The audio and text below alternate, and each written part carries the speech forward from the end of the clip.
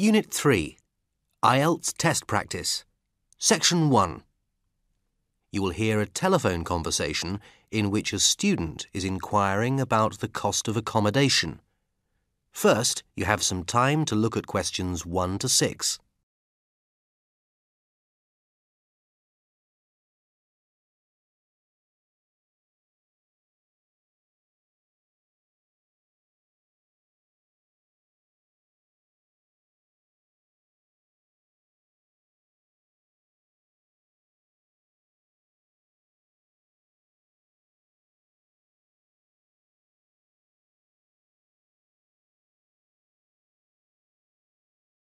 You will see that there is an example that has been done for you. On this occasion only, the conversation relating to this will be played first.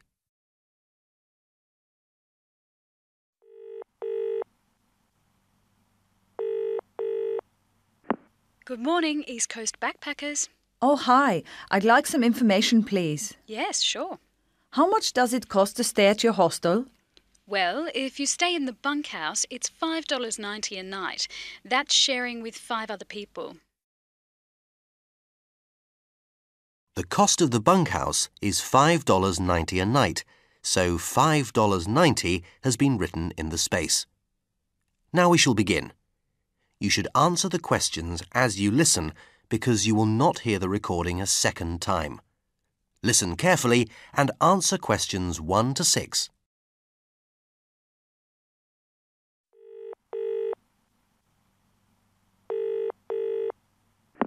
Good morning, East Coast backpackers. Oh, hi. I'd like some information, please. Yes, sure. How much does it cost to stay at your hostel? Well, if you stay in the bunkhouse, it's $5.90 a night.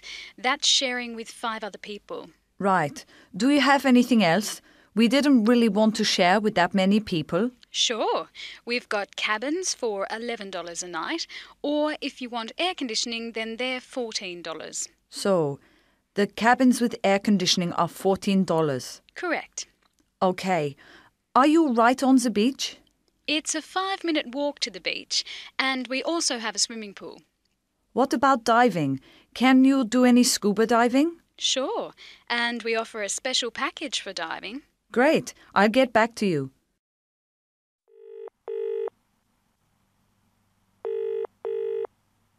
Hello, Emu Park Hostel. Oh, hi. I'm just inquiring about the cost of staying at your hostel. Well, we've got a number of levels of accommodation. If you share with up to 5 others, it'll cost you $5 a night or $30 a week. Do you have any individual rooms? Yeah, we do. We've got rooms overlooking the beach with their own bathroom.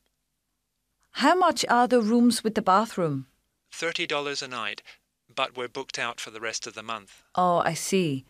And is it possible to scuba dive? I mean, are there any diving facilities?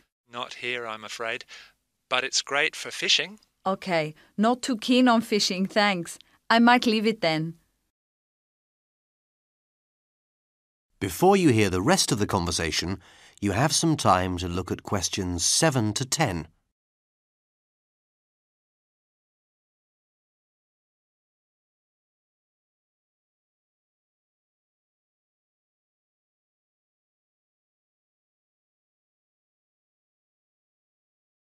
Now listen and answer questions 7 to 10.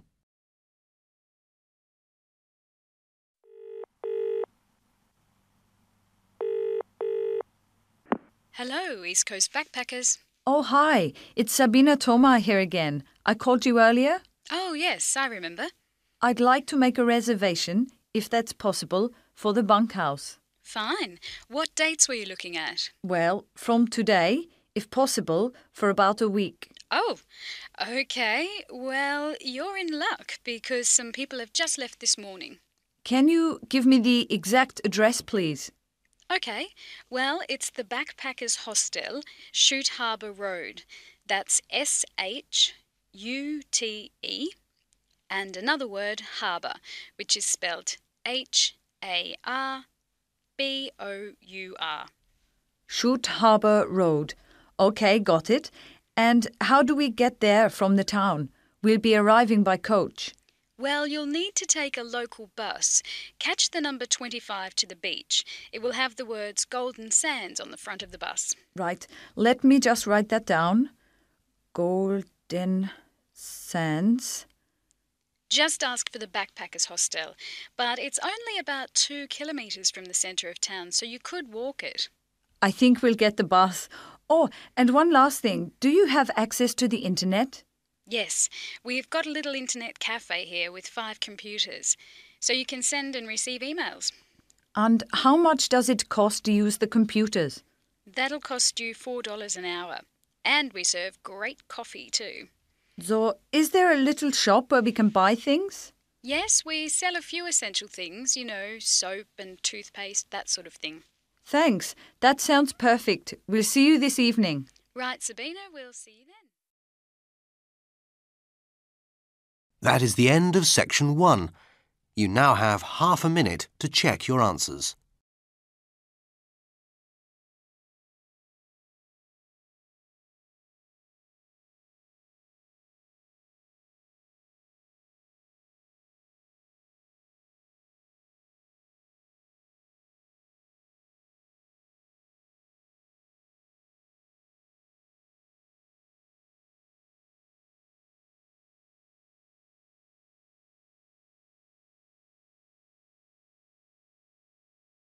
Module E. Focus on listening. Exercise 3. You will hear a tour guide speaking to a group of tourists who are visiting a part of New Zealand called Rotorua. First, you have some time to look at questions 1 to 4. In the exam, you would have 30 seconds to look at the questions. Pause the recording for 30 seconds now. Now listen carefully and answer questions 1 to 4. Hello everyone, and I'd like to welcome you all to Rotorua, one of the most famous destinations in New Zealand, where we have a long history of welcoming visitors. I'd like to explain a bit about the geography of this amazing region, famous for its geothermal activity, and tell you what we've planned for your stay.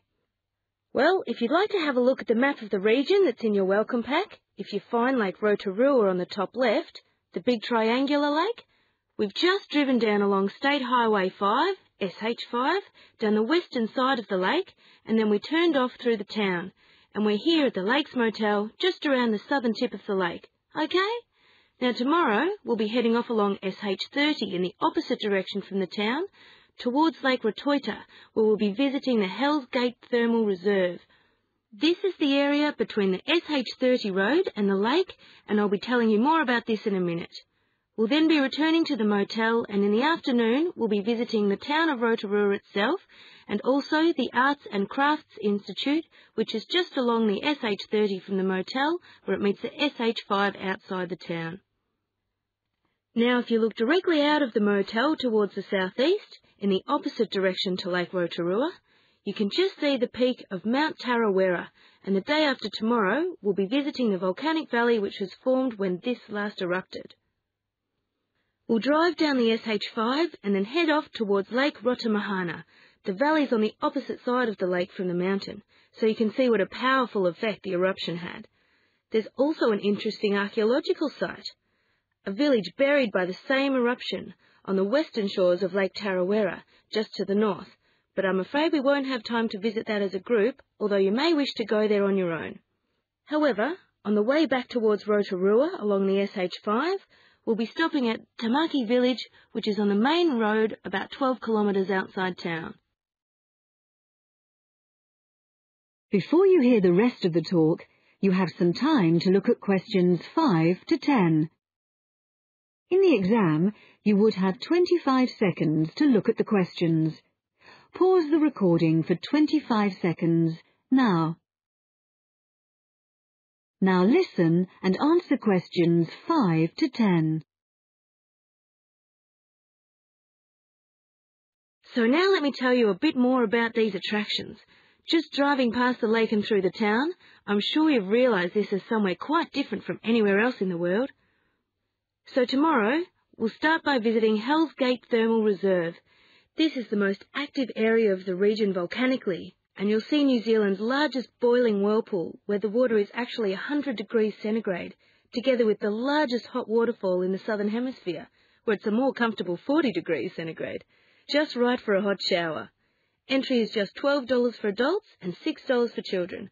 We'll come back to the motel for lunch, after which we'll visit the Arts and Crafts Institute, where you can learn about Maori people who lived here before the Europeans came. There's a display of Maori carving, showing this traditional skill at its most impressive, and exhibitions where you can learn about the use of geothermal waters for cooking food and for medicinal purposes. Entry is free, and you'll find plenty to do there for the whole afternoon. The following day we'll be visiting another highlight of the region, the Volcanic Valley. This is a very new part of New Zealand. The valley was formed less than 150 years ago in 1886, when Mount Tarawera erupted violently, completely destroying the beautiful pink and white terraces that used to attract tourists to the region. After lunch you can take a boat trip to see the volcanic activity at the edge of the lake. That's $25 for adults and $5 for children. We'll then be spending the afternoon learning more about traditional Maori life and pre-European New Zealand at Tamaki Village. As you walk around this recreated village, your Maori guide will tell you more about this traditional culture, and as the sun sets, you can enjoy a traditionally cooked feast known as the hangi, that's H-A-N-G-I, consisting of meat and vegetables cooked over hot stones, which are placed in a hole in the ground and covered with earth. And there's no extra charge for this. It's all included in the basic cost of your holiday. Now, does anyone have any questions? Unit 7. Exam Practice. Listening. You'll hear 2 university students planning a computer programming lesson. First, you have some time to look at questions 1 to 4.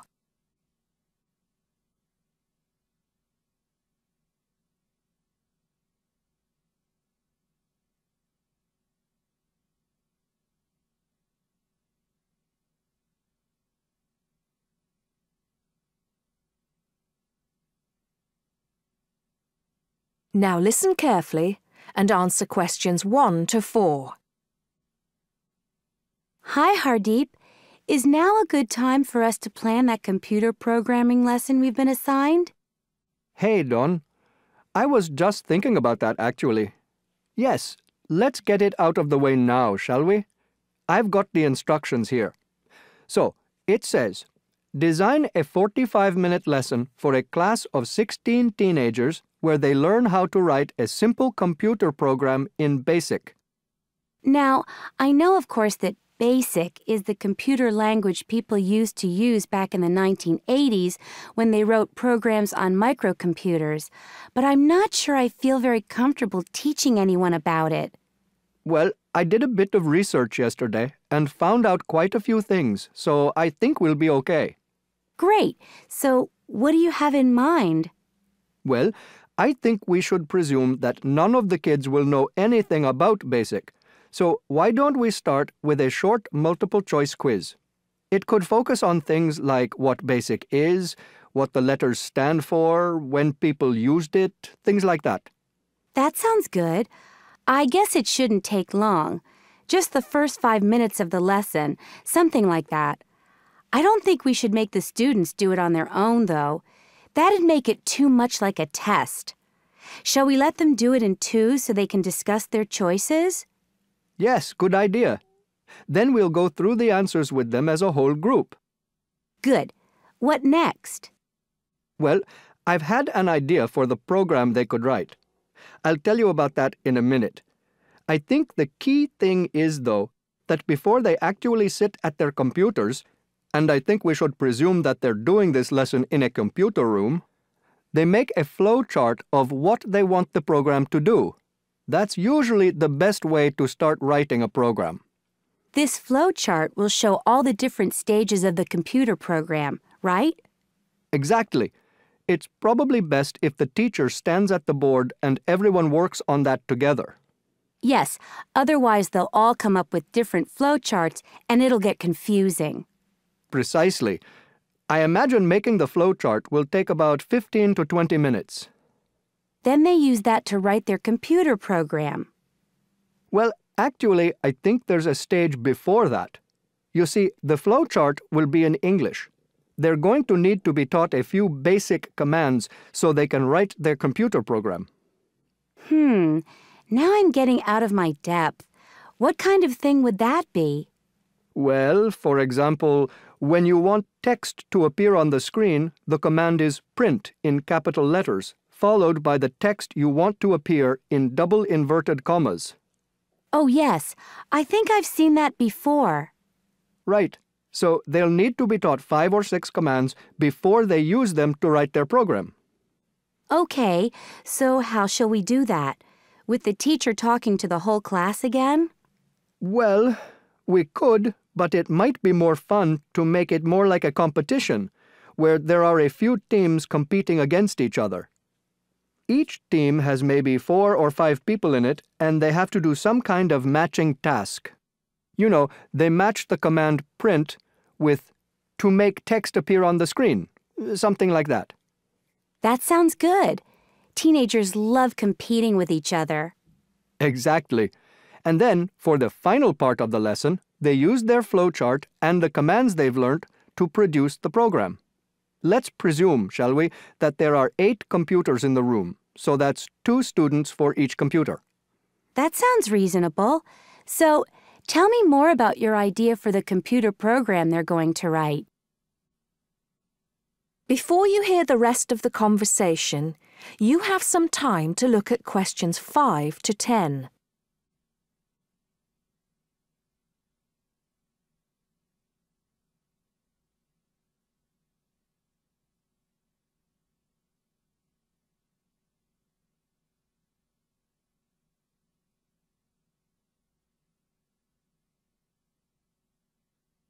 Now listen and answer questions 5 to 10. Okay, so it's a very simple program. I've actually written it down here so we can go through it together. Okay, so the first line says 10 CLS. What on earth does that mean? Well, every line of a basic computer program starts with a number. They usually go up in tens, so the first line is 10, the second 20, and so on. And CLS is the command we use in BASIC to clear the screen. Oh, I see. So that's just telling the computer to start with a blank screen. Exactly. Then we move on to the next line. So this one says 20, print, guess a number between 1 and 10. Right, I see. That appears on the screen. It's not that difficult, is it, when you get the hang of it? Let's see if I can work out the next one. 30, input I. Oh, not sure about that. Well, all that's saying is that the person playing types in a number. Input is the basic command for type in, and I just means any number you like. Oh, okay. Then what happens next depends on what the number is. So we've got 40 if I is less than 1, or if I is greater than 10. Then print. Bad choice. Right. So if they type, say, 0 or 11, that appears on the screen. Exactly. And then this next line takes them back to where it asks them to type in a number between 1 and 10. That's line 50. I see. And line 60 says, if I equals 6, then print. Correct. Ah, okay. So if they've typed 6, they've got it right. And if they haven't typed 6, which is the next line, then try again comes up on the screen, and that takes them back to where they choose another number. It's clever. Well done. Unit 8. Exam practice. Listening. You'll hear a lecturer talking to students about the museum service. First, you have some time to look at questions 1 to 3.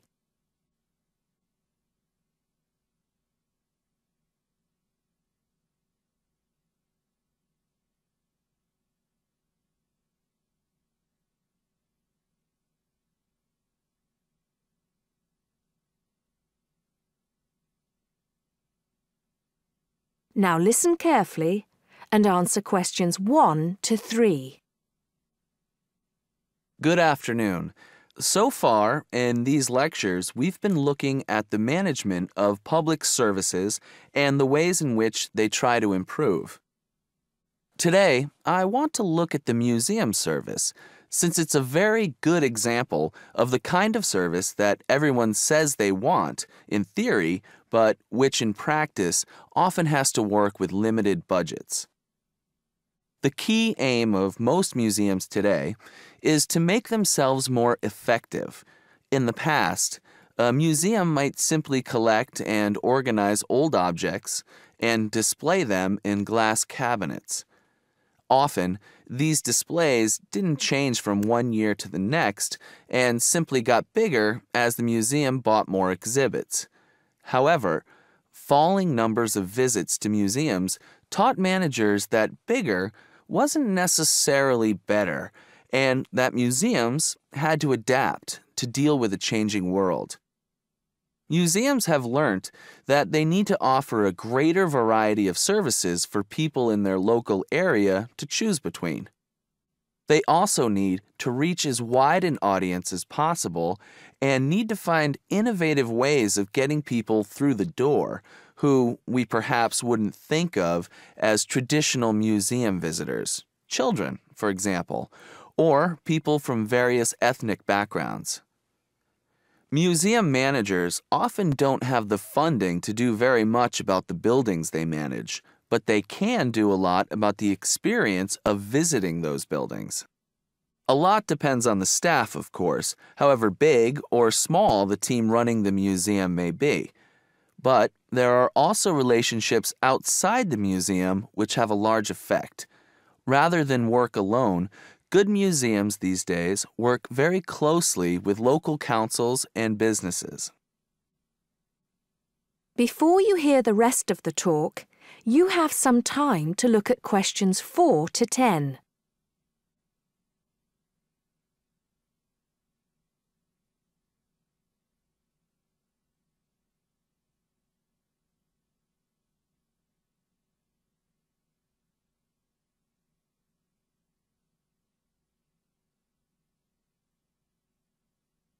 Now listen and answer questions 4 to 10.